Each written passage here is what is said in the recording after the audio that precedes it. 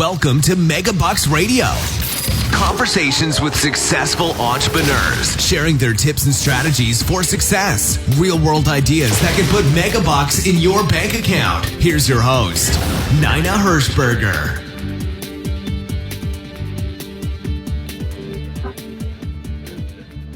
Well, welcome to today's show. This is your host, Nina Hershberger. And I've got my guest today is David Mansilla. David is a CEO. He's a founder and CEO of ISU Corporation. But I think he used to work for a corporate. We're going to get into that kind of thing. But his clients range from General Electric, Heinz, and he's earned many, many awards.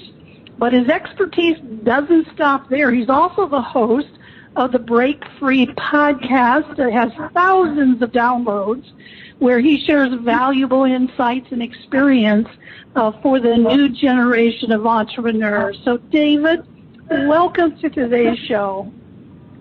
Thank you so much, Nina. It's a pleasure being here. Yeah, so let's go back in time. So did you, I assume you used to work with a corporation and you decided to break free. So tell me your transition to making that happen. Sure. So for the audience, I thought I was trapped in my corporate job, and I wanted to break free from that. So I thought that my life path was being an entrepreneur, which was right, but then I realized that I made a bigger jail in my own business. So I ended up going from one prison cell to a more tighter, harder to escape prison cell, if you will. That's when I found out that the break free was from myself, not from corporate or from my business. So you had started your own business. You have a software business now, but you had multiple businesses up to this point as well. So what you found is that it was taking all of your time, or so what happened? What changed in your life then? Yeah, so when I was in corporate, I grew up as a computer scientist. I have 2 computer science degrees, and entrepreneurship runs in my family. All my siblings are entrepreneurs. My dad had many businesses before he passed away. And right after college here in Canada, I decided to start my own business, doing software consulting right after my graduation. And little did I know that people would not trust me with their software because I was just a junior programmer. So it was very hard. I started selling computers and building computers for people just to pay the rent. And it was a very hard 2 years of my life until I finally decided to close the shop down because my expenses were much bigger than my income. So I was running into big debt. I was blessed though because I happened to accumulate a lot of clients even though I wasn't making money. So the company had value on the brand. So I was able to sell the company for the same amount of money that I owed the credit card companies and the banks. So I didn't break even. I actually just was able to exit. So then I got a corporate job as a software developer, and I fell in love with it. And I started growing in the corporate world. It was a beautiful experience. But I started to notice that after 2 years in every job, I would jump to another job, especially when I landed at my first leadership position. So after 10 years of doing that back and forth, I thought, I think I'd be better having my own business so I don't have to be moving jobs every 2 years, because basically I was getting bored, right? I would get into a large organization leading the software teams. I will organize them, optimize them, make them amazing, and then work myself out of the job. So basically the last 6 months of every job I would be just punching in, punching out, and supervising people, but I wasn't really adding much value because everything was automated already. So that's what made me decide to start my own business. The realization that I needed to have more than one job, I needed to have multiple clients in order to keep myself entertained and happy. I needed to add more value. So that's what I did. I started my own company in 2005, ISU Corp. I have been blessed financially because of it, and now I run 7 other businesses at the same time. I don't say that I run the businesses. I consider myself the chief advisor officer. I'm not even the CEO anymore. All the companies are self-managing with other partners, so that I just overview what they're doing. So I have the pleasure of investing my time in podcasts like yours, Nina. But when I say that I actually got into a bigger jail, is because I got so afraid of making that leap of faith, leaving the corner office and the $6-figure salary and the paid vacations and the bonuses, going to something that I didn't even know if I was going to have clients, was very stressful. So fear paralyzes you, and it also makes you do stupid things. At the same time, a little bit of fear is very healthy. What happened with me is that I decided not to spend a penny of the money that I was making in my new contracts as a business owner until I built enough cash flow. That was very good. What wasn't good is that because of the fear, I felt trapped. So I felt that no matter how much money the company was making, it was never enough. And that became a pattern. So every single waking hour that I had, I was employing in the business. And then when the money started to grow, I got addicted to making money, you see? And I forgot that I had a wife, that I had kids. I forgot that I had faith. I even stopped going to church. Everything was about the business of the money. So I built this huge jail, and I will get just a little bit of satisfaction once I got into a new status level in my economy and my net worth. So I was measuring my life based on my net worth, not based on the relationships that I had. And that was horrible. It was a 10 times worse jail that I ever felt when I was in corporate. I never felt that in corporate, actually. So I kept going. I didn't know. I was blinded. I was working, 15, 16 hours a day, traveling every other week, until finally my heart gave up. I was driving to see a client one day, and I had a heart attack. And that was my wake-up call. I went to the doctor after going to the hospital, and the doctor told me, David, you're a young man. I was 39 years old back then, 39, 40, and she said, David, change your lifestyle because you're going to die if you keep doing this. So that's when I realized that I was in a big, big jail. So it took me 3 years to break out of that jail. It was a lot harder than the first jail. So how did you do that? What steps did you take? Yeah, so the first thing that I did is I realized that the greed that was in my heart was killing me. So the first thing that I did is I did a huge turn away. I went back to my faith, went back to what I believed, to Jesus, to the Lord, and asked Him for forgiveness. And then I went back to my wife and asked her for forgiveness, and my kids for abandoning them for over 3-4 years. Then I took a plane, I went to Atlanta where my business partner was, and I told him, listen, keep the company, just give me the stuff that I came with when I entered the relationship. So I kept five people in my business and 2 of the, many clients.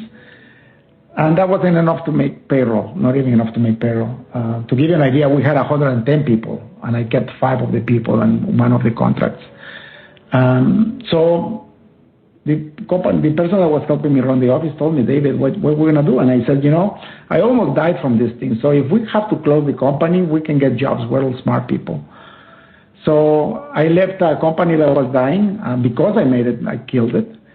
And I took my kids out of school, and I took my wife, and I asked her to find a place where we could go as far away from Canada as possible and the USA.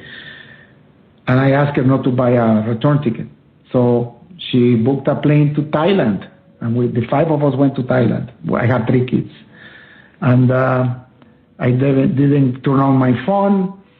I kept my laptop off for all that time. So it was a time of reconnecting with my family. It was the first time that I ever took vacations during all those entrepreneurial years. By then, I already was 7 years into the business. So it was a much-needed break. And what I realized is that if you don't rest, the Lord will make you rest through the trials and tribulations that he will put in your life. In my case, it was a big heart attack, right? You have to have balance in your life. Otherwise, why are you actually in business? So that was the first step, Nina. So after that, I said, if I don't have a business when I come back, it's fine. I'll go get a job. But, the last day that I was on that vacation, I decided to turn on my phone just to see what happened. And I opened my email, and I had thousands of emails. But I noticed that I had over 100 emails from an old friend of mine, and he was looking for me. To make the long story short, he was looking for me because he had a new contract for me, and that contract was $1 million. And I signed that contract right still when I was in Southeast Asia. So I came back to Canada when the company revived, So that was a good experience, but it didn't help me learn my lesson. Because you see, I thought that everybody was against me. I thought that I was the victim. And having that $1 million contract landed on my lap just like that, instead of acknowledging that it was God-given, I got full of pride, and that actually rectified my beliefs that everybody was against me. My business partner was against me, my employees didn't love me, my clients hated me. So it took another 2 years of soul searching to realize when that $1 million contract ended, and I had more contracts, but not in that size, so I was struggling financially again. I gained 40 pounds in 2 years, and now I had nobody to blame. I didn't have a business partner. I rehired everybody. So I remember it was the 27th of December when I realized that I was 40 pounds overweight. Most of my hair was gone because of the stress that I had again. It was just, for God's grace, I didn't have another heart attack. So I said, okay, wait a second. I know how to do patterns because I'm a computer scientist. What's the common denominator? The only thing that was in common, Nina, was myself. That was the waking moment where I said, Mike, I need to change myself. So what I did in the 6th of January 2013, I joined a membership, a gym. I joined a gym. I found this trainer online.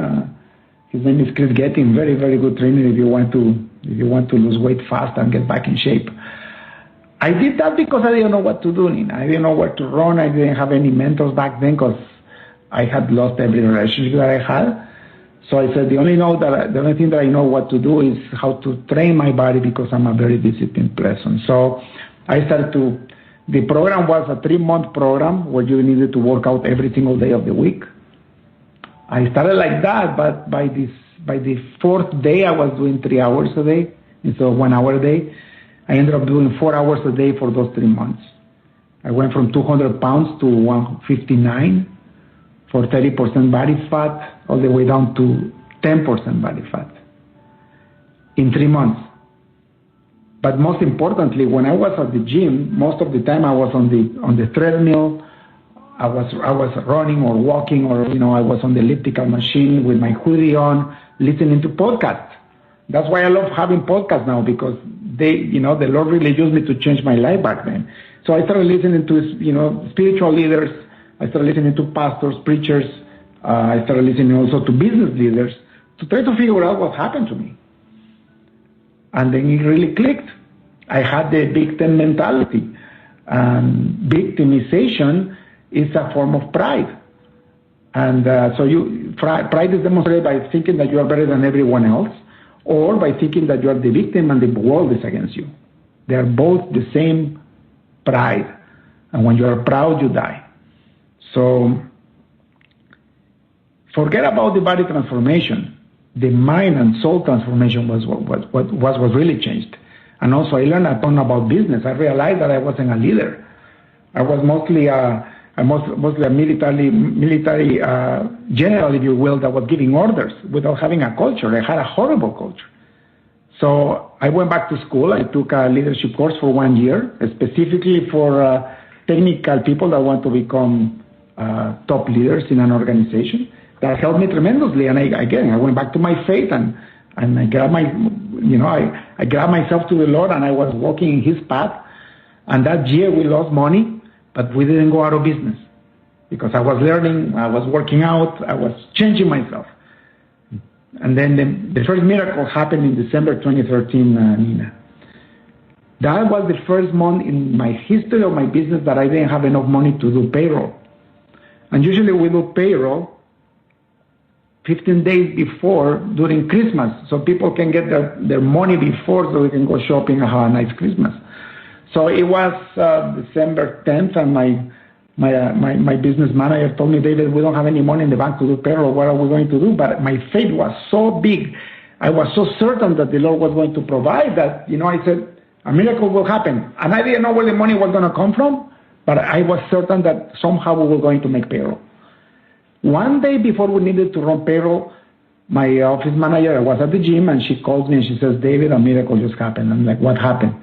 We got two checks from the government with enough money to cover payroll for this month and next month.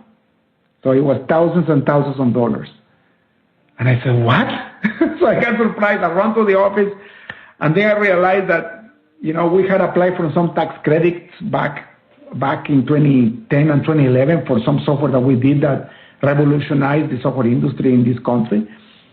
And we never heard back from them. And then right there, in December 15, 2013, the government decides to send us all that money at once because they had finally approved our grant. And that's how we saved the business. January 2014 comes around. An old boss of mine from 20 years ago was looking for me on LinkedIn. I went and see him, and he became a senior vice president for a large laboratory. And he said, we need to create a new software for this laboratory, and I know you can do it because you're an expert on that. So to make the long story short, that was the contract that get me going. So the government got me going December and January, and then that contract gave me enough financial abundance to start getting more clients. But you see how I changed, Nia? I wasn't really looking for the money anymore. I was looking to have a beautiful company with the right people and the right culture. And I finally balanced my life back then. Is that the advice you would give to young entrepreneurs these days? Yeah. Start out with a balanced life. I mean, I know you like mentoring young entrepreneurs. Yeah, yes and no. It depends on your situation, right? At the beginning, every entrepreneur needs to make an effort. So you have to have a conscious decision. So it depends where you are in life. In my case, I had young kids, so it was not fair for them because I didn't do it planned, right? I just started working and I became a workaholic. So instead of seeing them grow vertically, I saw them grow horizontally because I only saw them when they were sleeping, if that makes sense. So for the young entrepreneurs, if you guys are single, especially, and you want to build your business, go ahead and give it your best.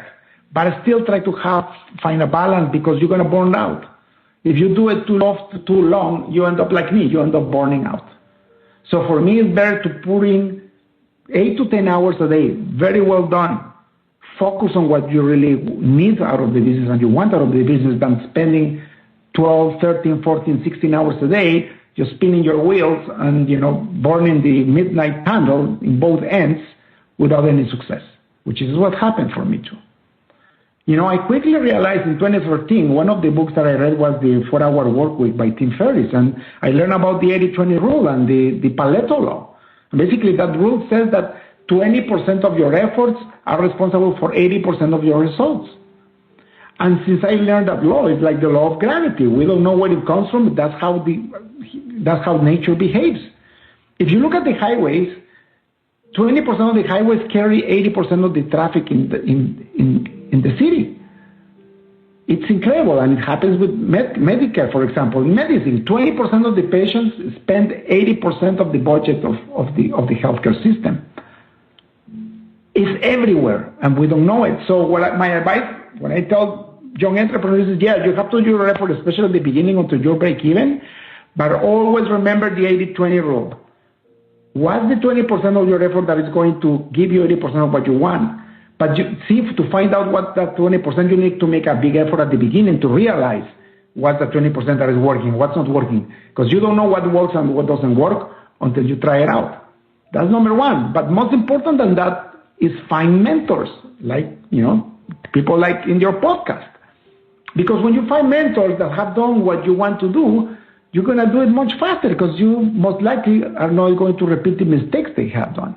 Like me. If I would have known about this work when I started the business, most likely I wouldn't have had my heart attack, and I wouldn't have wrecked my family, right? And I would have grown my business 10 times faster. You see? So, David, in your book, you talk about hacking life 101. Tell me what that means.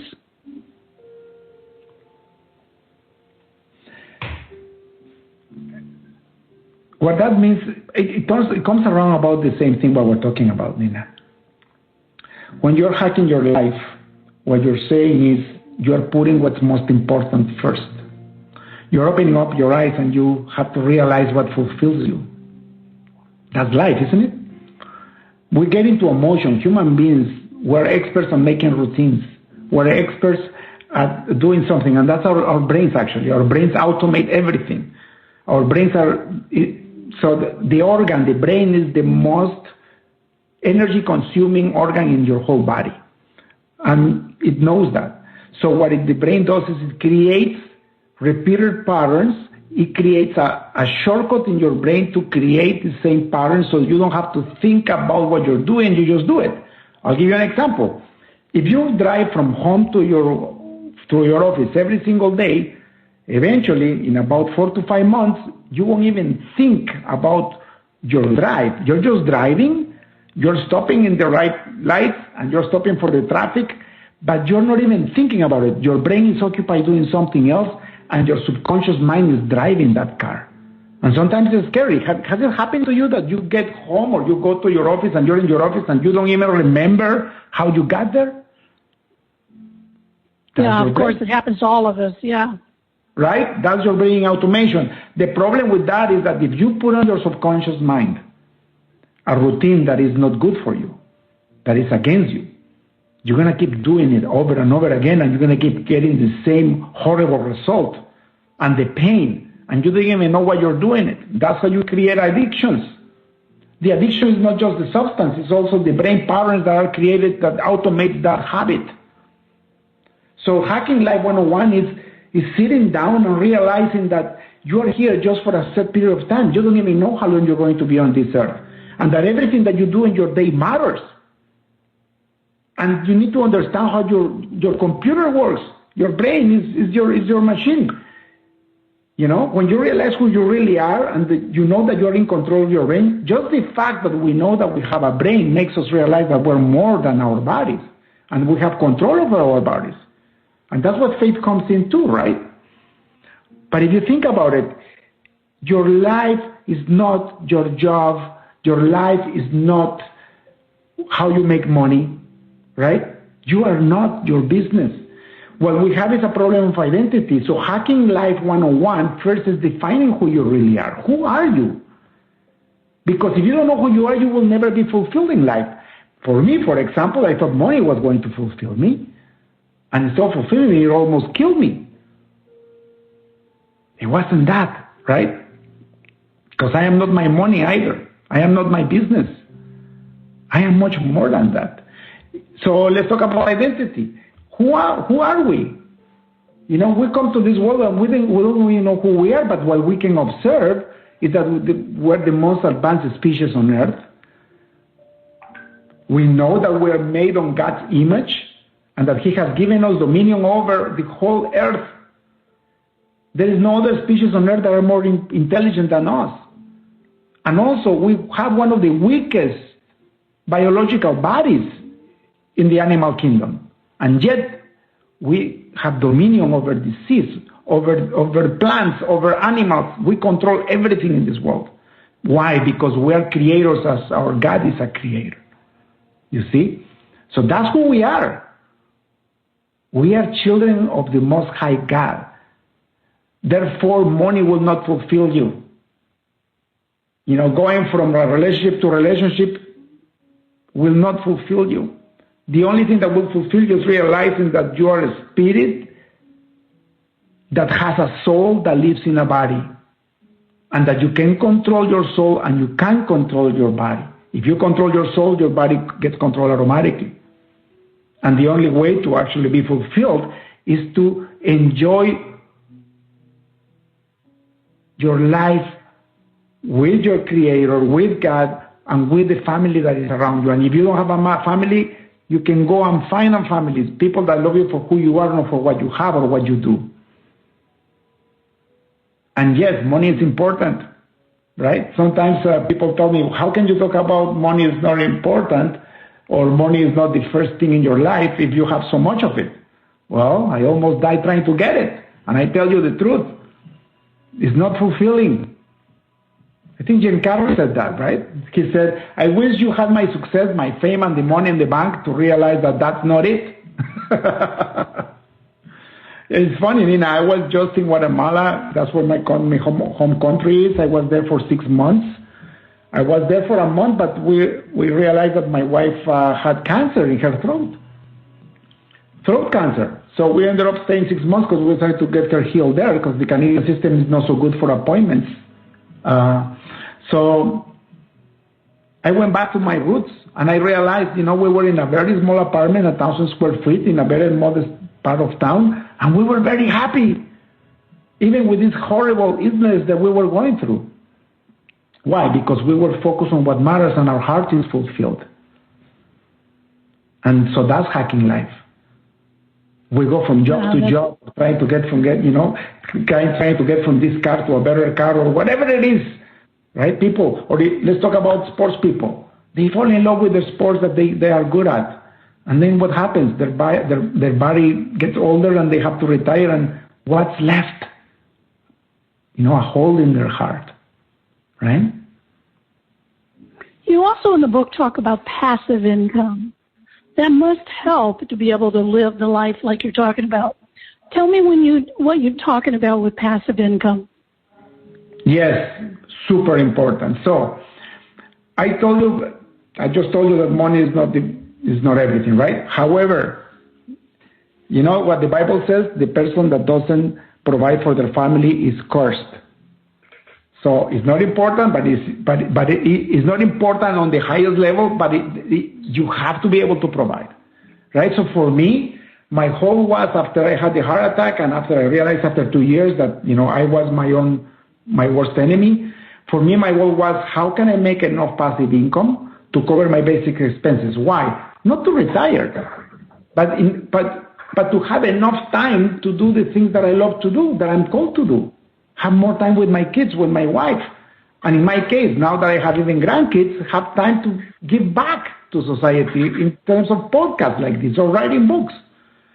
So passive income for me has to be the most important financial goal for everybody that is listening to this podcast. So tell me, how do people find passive income? It sounds good. People would love to have it, but how do you find it? There's many ways. And that by itself, you can spend years studying that. But again, the 80-20 rule. The way that I accomplished it was with real estate, Nina. So I started to buy property and I started to rent those properties. So I just make sure that my debt wasn't more than 50% of what the property value was, because this was not, again, remember, this was not to get rich. This was to create enough passive income. So I was very conservative on the real estate market. And I did that. I also invested a little bit in the stock market. The stock market wasn't that pretty, although that's a long-term thing. But for me, real estate worked great. I started with one apartment, then I got another unit. By 2014, I was financially independent. My passive income matched my basic expenses. That's another thing that people have to get the misconception. Passive income is not about maintaining your standard of living when you have a full-time job or you have a business that is thriving. No, passive income is how do I actually be able to provide a roof above my head for me and my family, and food and transportation and healthcare, the basic necessities. I'm not talking about luxuries. So I achieved that in 2014. And when you do that, what happens is that your risk level goes through the roof. You can risk a lot more as long as you don't touch your nest egg, because now you're set. That means I could actually watch Netflix for the rest of my life. Does that make sense? That's how much freedom you get by creating a passive income that matches your basic expenses. So number one, you have to reduce your basic expenses and smell the flowers and see that you don't need that much money to live.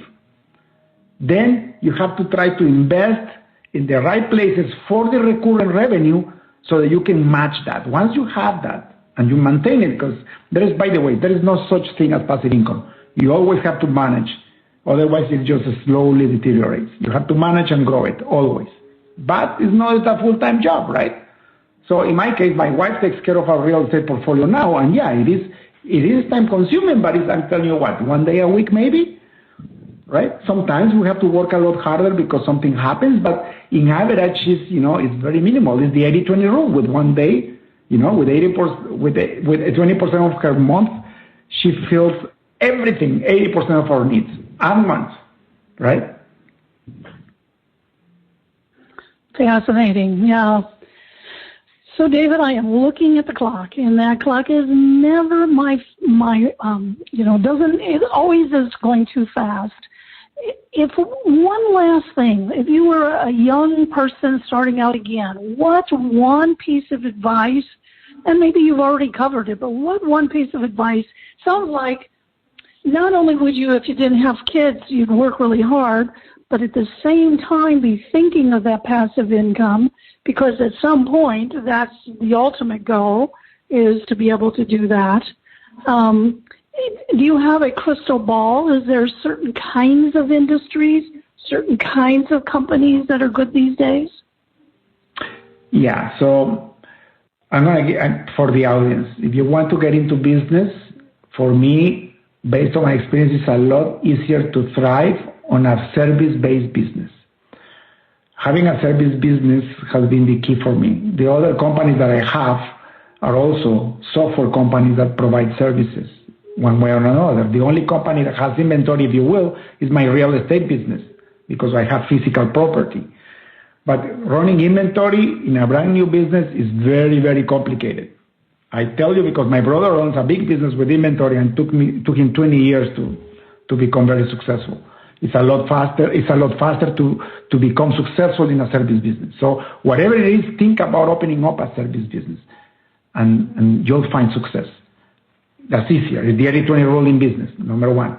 Number two, my advice to everybody that is listening is live below your means, and the rest invested for passive income.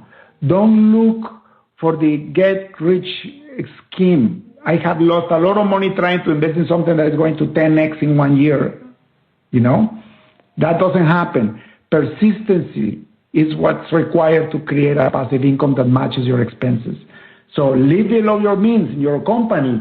Don't leave all the profits. Don't reinvest the profits back into the company. Take at least 25% of the profits and put them in the separate bank account, or do it on a very safe investment until you're ready to buy your first property. Don't reinvest your entire net profits back into the business. That's what I did for the first 7 years, Nina. And you know what I did? I lost millions of dollars. I could have been ready to retire, because when your passive income matches your expenses, you are actually retired.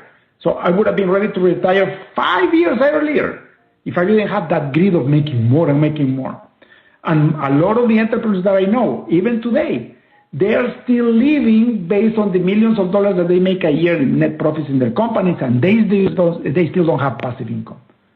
And that's not a way to live, because nobody knows how the economy changes. Most businesses could go bankrupt in a couple of months. One government law that changes and your business could be rendered illegal. And that happened to a friend of mine. He had a multi-million-dollar business based on real estate. He was saving taxes for people that have real estate. The government changed the rules, and that wasn't allowed anymore, so he had to close down within a month. And he had no passive income, and he had spent all the money that he had made. And now he learned his lesson. You see? Yeah, one of the favorite games of our family is Cash Flow 101. I'm sure you're familiar with that, Robert Kiyosaki's game, and teaching about that cash flow and that passive income. So very wise. Well, yeah. David, thank you so much for being on today's show. If there's somebody that would like to reach out to you, what's the best way to get a hold of you? For sure. You can go to my website, davidmansilla.com, or you can send me an email, davidm@isucorp.ca. Very good. So that will be all in the show notes below. But David, thank you so much for your wisdom and for your willingness to share that wisdom with everybody that's listening to the show. Thank you so much, Janina, for having me, and have a wonderful rest of the week. Yeah. So until next time, this is Nina Hershberger saying, go out and make it an amazing day. Thank you for listening to MegaBucks Radio with Nina Hershberger. To learn more about the resources mentioned on today's show or to listen to past episodes, visit megabucksradio.com.